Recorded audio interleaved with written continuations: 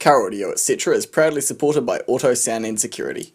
Good morning everybody, how is it going? It's James here from Car Audio.etc, checking in with you for the final, absolutely last video for the year, 22nd of December. After now I've got holiday. How's it going?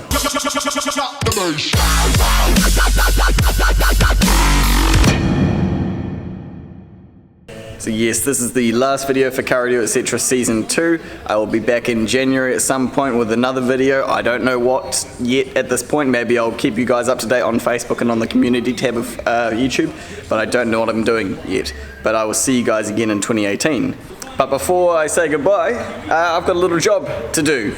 This car, this little VW Golf, I have actually worked on this car in the past. I have installed in it a Sony XAV AX100 BT. There it is. It's a wee bit dusty, but you get the point. Sony. And it's also had a full set of speakers installed, Alpine Type R components in the front and Alpine Type R components in the back. This is the Golf that has the factory three-ways with the woofer, mid-range and tweeter. But at the time of me doing this job, the customer didn't want to spend a heap of money and get the Focal PS165 F3s, which are 800 bucks. He just wanted something a bit more affordable. I would have sold him the Focal AS3 165s, but at the time we hadn't done them before and I actually almost didn't know they existed. I sort of, when I made that video about those Access series three-ways, I kind of was at that point, was like, oh my god, these exist. So they're just Type R, two-way components in the front and two-way components in the back. He really loves them, he says they're going awesome, but what he's here today for is a bit more power. So we are installing a Rockford Fosgate T400 X4AD. You guys know I love these amps. They're tiny, they put out heaps of power and they've got built-in clean circuitry. And that's still a selling point for me because until I have a SMD DD1, I'm always going to want to use an amp that has a built-in gain tuner. And we're also installing a Rockford Fosgate P300-10, little active 10-inch subwoofer because he wants a little bit more bass. So yeah, pretty simple job today. I just basically have to run some RCAs everywhere, I have to run some power cables, some speaker cables, and we'll be good. Not exactly sure where I'm going to send the power cables from. There's someone's put an aftermarket fuse holder in, but I don't really know where the wire goes because all the wiring ducts down here, which is underneath the battery, and I can't see anything behind it as to where it goes, but I'll figure that part out when I get to it. In the meantime, I'm going to start by taking some things apart. I need to get the all the side trims off, I need to get the stereo out, and I'm deciding where to put the amp. I think I might actually put it under the passenger seat, or maybe the driver's seat. I haven't looked under there yet. There is a nice little cavity just there under the driver's seat. Does that come out? Does that come out? No, it doesn't. Oh yeah, there's a little spot there. So I could put it under here. Just have to decide what side I want the subwoofer on. Yeah, there. Probably that one, I think, because the wires are all on this side. So that way I can just sort of sit like that. It just always annoys my OCD though when the cut line in the seats doesn't line up, you know. See, if I had it that side, then all the wires would be coming out the side there. Would that be the worst thing in the world? Don't know. I mean, that would mean I could put it right hard against the side there. Don't know. I need to make a decision. Because whatever side I put that on, I'll probably put the amplifier under that same seat on the same side to save me having to take two sides of the car apart. I was even thinking maybe, I don't know if this is going to be possible or not, but if there's space behind the glove box, potentially I could put the amplifier up in there. I have done it once in the past. I've done the very first time I did one of these amps, I did it into a Photon Tunland, and there was so much room up and behind the behind the glove box that I've mounted the little 4-channel amp up there. Not sure if it's going to be the case with the Volkswagen, being quite, you know, European and well put together, but we'll have a look. Okay, I've made my decision. I'm going to put the subwoofer on the left-hand side. I'm going to put the subwoofer on the left-hand side of the car there, and I'm going to do my best to try and make it so that all the wires are like quite tightly tucked in there, so that you can push it all the way to the side. And that way this side is completely, you know, it's okay if groceries or anything or whatever sits against it. You can still remove it obviously. And I don't know why, tell me if you agree with me on this, but for some reason I feel like subwoofers sound better on the opposite side of the car to where you're listening from. So most of the time the listener is going to be the person in the driver's seat, which for us is in the front right. Yes, I know, all of you in America, you're all saying it's on the wrong side of the car. These are Japanese cars, get with the program.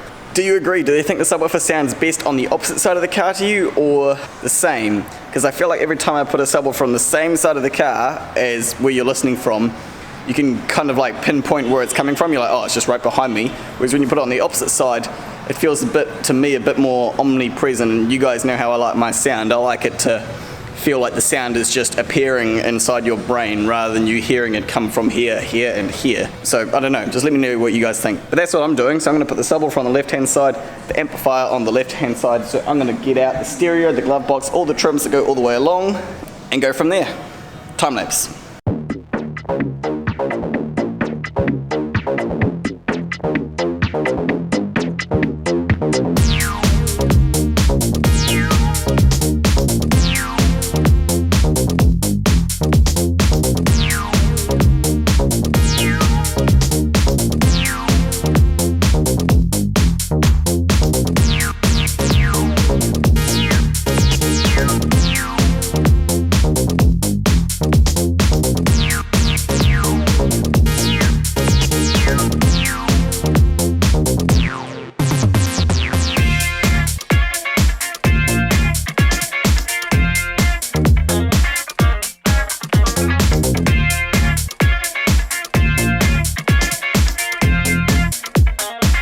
Okay guys, so I got the whole left side of the car apart. I got the glove box out, the trims along the side out, I got the seat out, and after a while I decided I'm just going to disconnect the battery because I was just, that whole part, there's like so many airbag related things. There's airbags in the seat, there's airbags in this this rear panel, this rear like squishy thing that was here, there was an airbag plug in that. So I unplugged, I disconnected the battery, waited 10 minutes, and then I was able to unplug those things. There's also this airbag thing in the glove box, which I can't forget about, and obviously the seat. And then once I'd gotten all that out, I started removing some stuff that was already in there. Like there was this this RCA lead, which has got 2 of the heads chopped off. There was a piece of 8-gauge wire already ran. This yellow thing, I'm not really sure what it was for. There's a remote wire kind of already run. But the reason I'm taking all that out and not using it is because when we do these sorts of installs, I like to know that the job has been done properly, and the only way I can be sure of that is if I've done it myself. And I actually ended up taking the whole battery out, disconnecting the negative and then eventually the positive, and then taking the whole bay that it sits in out. So there's a siren under here going off. We're just slowly letting that run out of battery because that's a siren we've installed. It's a CAN bus alarm, and he hasn't got the keys for it here, so we can't turn the siren off, which is really annoying. So I'm just letting the battery in it go flat, but that's why the towel is over it, so I can actually hear myself think. But I'm glad I took the battery out because now I know where these yellow and blue wires, they ran under here, which was under the battery. That thing was on top of here, so now I'm going to be able to get these cables out and get my ones in. And they had run those just straight to the positive battery terminal. But what I'm going to do, one thing I do like to do in these European cars, because I think it looks really nice in OEM, a lot of European cars have an OEM mini A&L fuse block attached to the same thing as like this. So this one here, here's the positive post, 4-gauge, comes up to here, no fuse on it, and then it's big distribution center here. And there's 2 posts here, which I'm going to use for my 2 amplifiers. I'm going to put a mini A&L fuse on each one and run 2 strands of 8-gauge, one to the amplifier and one to the subwoofer. And it's going to look really nice OEM. The positive terminal of the battery is still going to be good and clean looking. So that's what I'm doing. So if it's really hard to hear me, we've got the radio going, we've got the siren going off, and it's echoey in here. And so what I've just sort of been doing for the last like sort of 15 minutes is figuring out what style of bolt is going to work best for mounting into here, because you'll see that the top posts are there, the top bolts, but the bottom ones aren't. So I'm just figuring out what bolts to put here. But anyway, what I can do is I can pull out those that blue and that yellow wire and run my 2 strands of 8-gauge through. Sweet. Now I'm probably for the subwoofer going to use one of these, a T-Spec 8-gauge wiring kit. We really like these. T-Spec is kind of like the successor of Tsunami, so it's really good quality. So I'm going to use one of them. Do I use 2 of them? I wish we had a dual, oh wait, no, I don't even need a fuse holder because we've got the fuse holder up there. So really all I need is power cable off the thing. Yeah, maybe I should do that. Maybe I should use wire off the roll instead and then separate RCAs. Yeah, I think I might do that. Let's save the wiring kit for another day because I can just then use wire off the roll. No, I changed my mind. I am going to use this because that wire that's on the roll, that's monster and it's really, really expensive, and he doesn't need that super expensive 8 gauge. This stuff will do fine. We'll just do without the fuse holder. I'll use these RCAs and then I'll figure out what I'm going to do for the 4-channel amp a bit later on. So I'll use some of this stuff. Yeah. Okay, so I got my big long piece of 8 gauge from the kit there, and I found another piece of T-spec 8 gauge wiring in my spares box, which is about the right length for the 4-channel amp, I think. So I've loomed this up and I'm going to try and pull it through from the outside of the car through to the bonnet. First thing I need to do though is get rid of this yellow one. So I'm just going to cut off the crimp so it doesn't get in the way. I just need to check this isn't cable tied because that's very tight. Pretty sure it ain't. Oh, I see what the problem is this. There's a big loop of it up here. There we go. Yellow one. That's better. The 8 gauge one. Try to pull this through.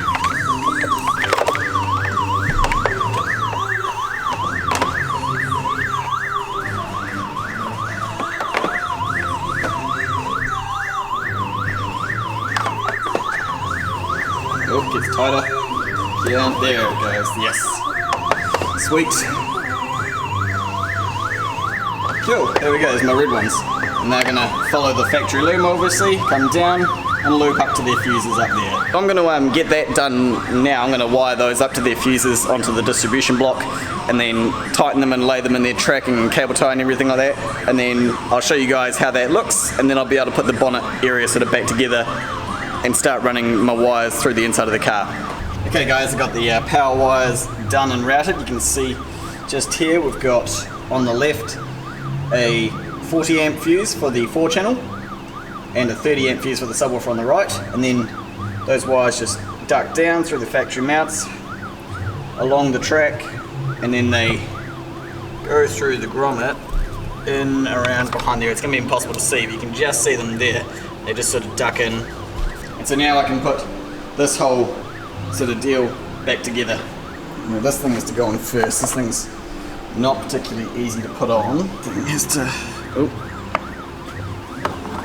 come down here and it has to get under that frickin' thing somehow.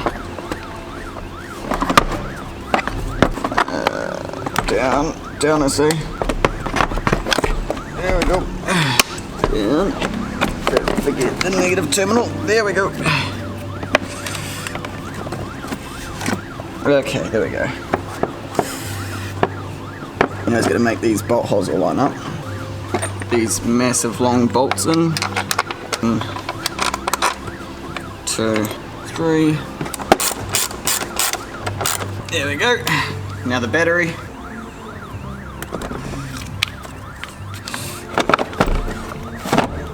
Okay, now the battery slides over to this side,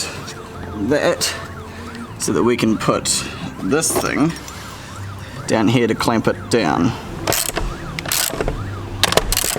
This thing has to go back on. There we go. Seems like it. One thing I can do is put the cover back on the fuse panel, which I assume just sort of sits like that. Oh yeah, cool, done. And I'm going to put the positive, oh wait, this was meant to go up inside here. My bad. I'm going to put the positive back on, but not the negative. I feel like that was supposed to come out of there. Oh, you nugget. This wire was meant to come out of here, or go straight over top of it, I think. Oh, and I'm going to take it all out again. There we go, got it all back together, finally. Got the positive connected, the negative is still disconnected because I'm still doing airbag stuff, so that's going to be the last thing I do. One thing I can do though is turn this light off, cool. So now that I got the wires under the bonnet done, let's see, I've got them popping out here. Here's my one for my amplifier. You can see there's plenty enough, it's gotten caught over that side, room, plenty enough cable, I mean. Once I get this uncaught, since I'm only using one hand, to come down here and plug into the amp, which is going to be there. And then this big long one is my subwoofer one. And I've just been looking like under the carpet and stuff, seeing what the situation is with things around this area, since that's where the amp is going to sit.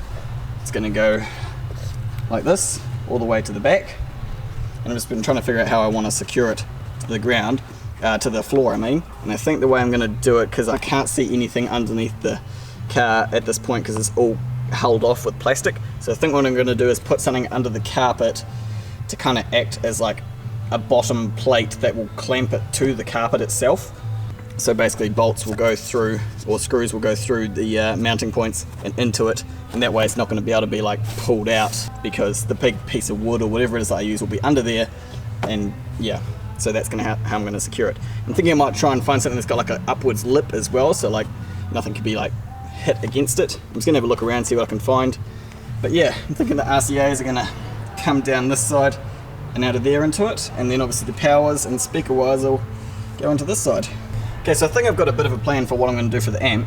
So obviously it's going to go here, and I talked about having something under the carpet to sort of not necessarily secure it in place, but stop it from being able to be removed. It will stop it from sliding around, and it will stop it from being able to be ripped out, but it's not actually going to be physically bolted to the car. So I'm going to use this piece of aluminium underneath the carpet, and because this is aluminium, it's nice and soft, and what I'm going to do is I'm actually going to tap 4 M4 bolt holes into the ends of this, which will get which M4 nut bolts will go through the mounting points in the amplifier and thread into this once it's gone through the carpet. And then I've also found this, which is actually the plastic end, it's just plastic, off a Macintosh amplifier, and that sits perfectly over there. So I want to find a way to kind of secure this on here after I've got the amplifier all mounted and tuned. But I'm starting to get a wee bit, you know, short of time. I spent way too long doing that bonnet stuff, and I got a big distraction with a guy out the front there with an Alpine Type S sub, so I'm a bit behind schedule. Sorry, I'm going to have to go to a time lapse and try and get some serious work done. So I'm going to chuck the GoPro up there, watching this area. I'm going to make up this thing and try and get the amp mounted and possibly some wiring done. So let's do that.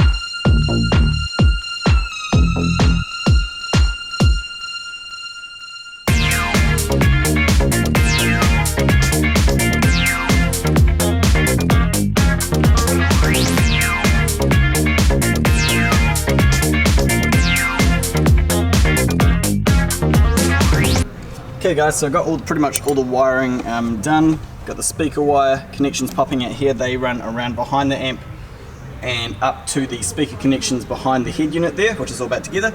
Obviously my RCA leads are poking out, my power and earth, and the remote wire is just there as well. So now I'm doing the part where I'm going to mount this under the carpet, and I was going to use those machine screws, but I decided that some simple little blind self-tappers will work just fine anyway. And you can see I've already got my holes in the carpet there. Made them nice and easy to see just by poking the soldering iron into them. So now I'm going to try and get this mounted in line under here. I should be able to just sort of go in from this direction.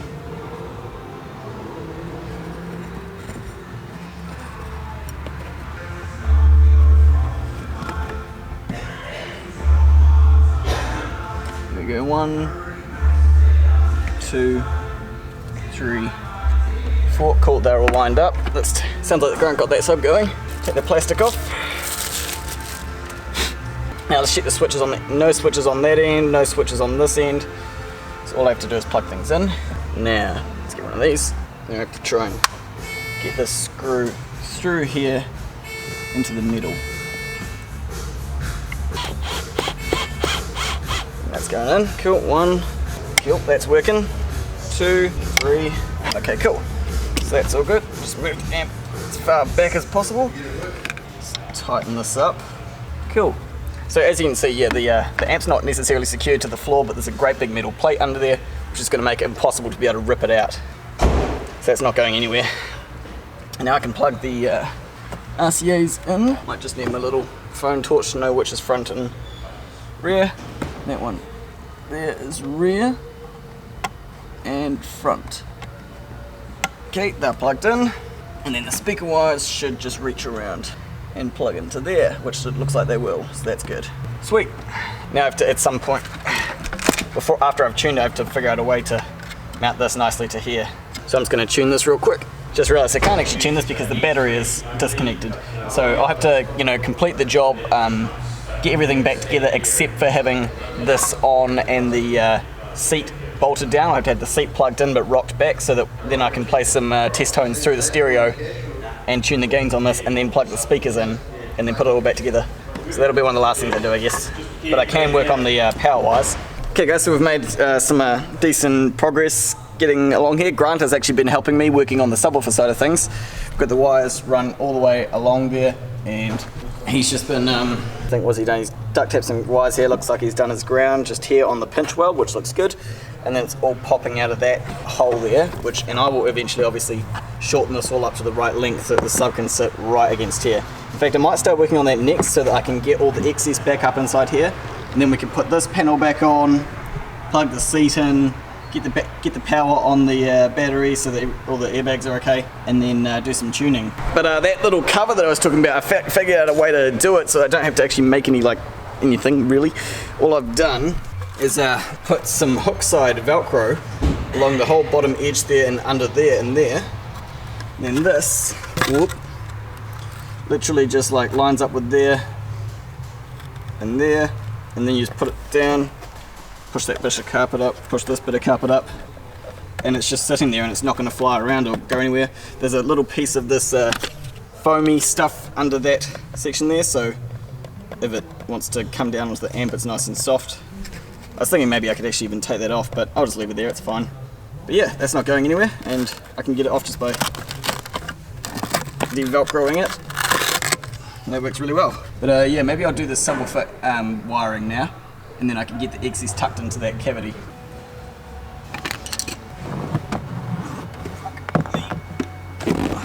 Oh, there's the GoPro. Okay guys, snapping forward again. We've got pretty much the whole car back together, and I'm just about to do the tuning for the amp. Grant, before he closes the boot, is going to show me what he's done with the subwoofer. So what have you done? I've built a subwoofer box enclosure. Very nice. Very actually, nice. I manufactured that sub as well. Very it looks good. exactly like a Rockford one. Even got my calligraphy skills, even got the Rockford logo to look the same. So it's just Velcro to the floor at the moment, guys. It's like, I mean, unless he accelerates at a super high speed, I don't think it's going to go anywhere. No, it won't slide around. No, it's definitely not going to slide around. And I'm just doing the tuning for the amp now, and I'm just using the signal generator on my phone as the signal. So I'm on CarPlay at the moment, you see. And now I'm on the signal generator app. What I'm going to do now is go to 1 kilohertz. I wonder if I can type it in. Yes, I can. 1000. Done. Volume up to that. And now we need to turn the volume up to maximum. That's 50. And we have no input clipping, which is good. So now I can start turning the gains up, and there's my output LED lighting up blue. Blue, red, back to blue. There we go. Rear, blue, red, back to blue. Cool, done. The EQs are both set to minimum because we don't use them, and the crossovers are set to all pass because we use the built-in high pass filter on the stereo. So now the stereo is tuned. Turn the volume all the way back down to 0, and now we can plug our speakers in, which should be just hiding around here. Oh, I almost need 2 hands for this, and it's just a bit twisted. Oh, come on, I'm gonna have to set the camera up. There we go, got the speakers plugged in. So now I should be able to actually get some sound if I go to music. There we go. Hey yo, Jim, man, why don't Just check that the balance and fader is all set up correctly. Yep.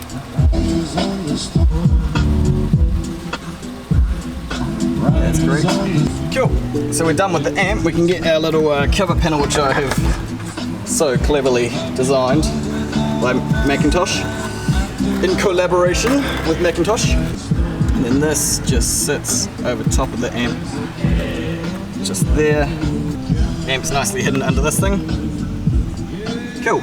Can sit this down now. By the way, this amp makes 567 watts RMS total.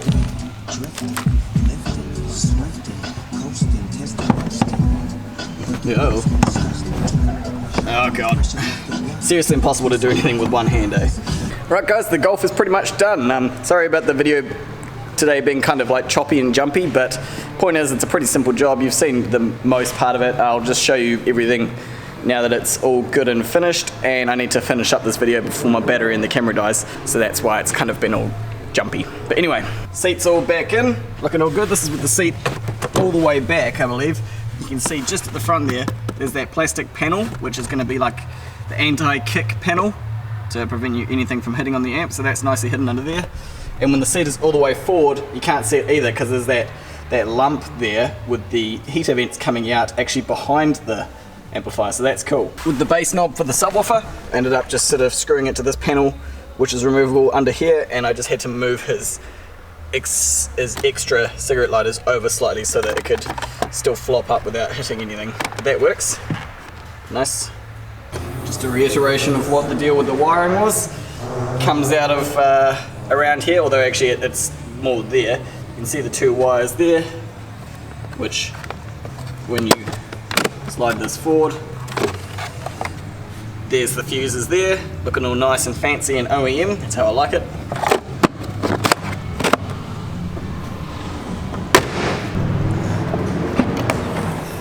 And the subwoofer. Nice. So yeah, just in case you forgot from what I said at the beginning, this car has got Alpine Type R components in both the front and rear doors, so that's what the amplifier is now powering. Let's turn it on and have a listen. XAV AX100BT stereo, CarPlay. We'll just have a quick listen, whoops, before we say goodbye. Oh, there we go.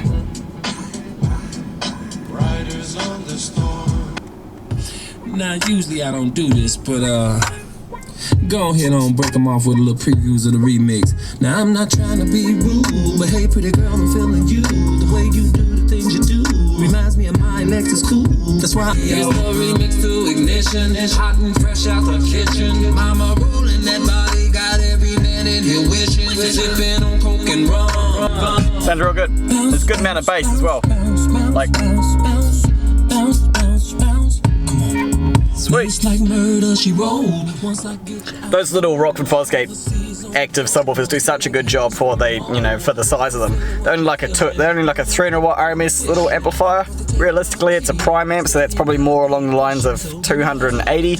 But they do a real good job, and they're clean. That's the one thing I love about these active subs. We used to stock these as well as Fusion's active subwoofer range when they were still doing Car Audio, and it was like a choice between Rockford, which was more expensive, and Fusion, which was really cheap. I said Fusion puts out more bass, but Rockford is so much cleaner, so much like more just punchy and clean bass, whereas the Fusion's always just had heaps of distortion and everything. But this sounds real nice, so that's good. This guy's gonna be real happy. By the way, I didn't mention this at the beginning of my video. The guy who owns this car is actually my hairdresser, personally. I get my hair cut at Mankind Barbers down in the Tannery, and yeah, this guy, I told him, you know, what I did for work, and he eventually came in and got a stereo and 4 speakers all installed, and he's come back, oh, and an alarm as well. He's got a CAN bus alarm in here, and he's come back for the Fortuner amp and the subwoofer, so that's awesome. Told him if you ever want to keep going, the next step would be sound deadening. But I think he'll be real happy with this. Like, Volkswagens are already very quiet. You would only really put sound deadening in this to get more mid-bass from the speakers. But he's got a 10-inch subwoofer now, so realistically he probably doesn't even need that. Sounds good.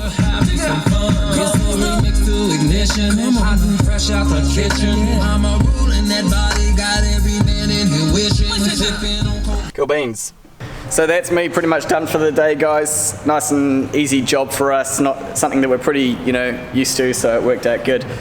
thank you guys so much for watching today's video, and before I sort of sign off, thank you to everyone who has come along and found my channel this year, because literally my channel has grown almost tenfold this year. It's like started this year at about nearly 1,000 subscribers, and now we're practically at 9,000.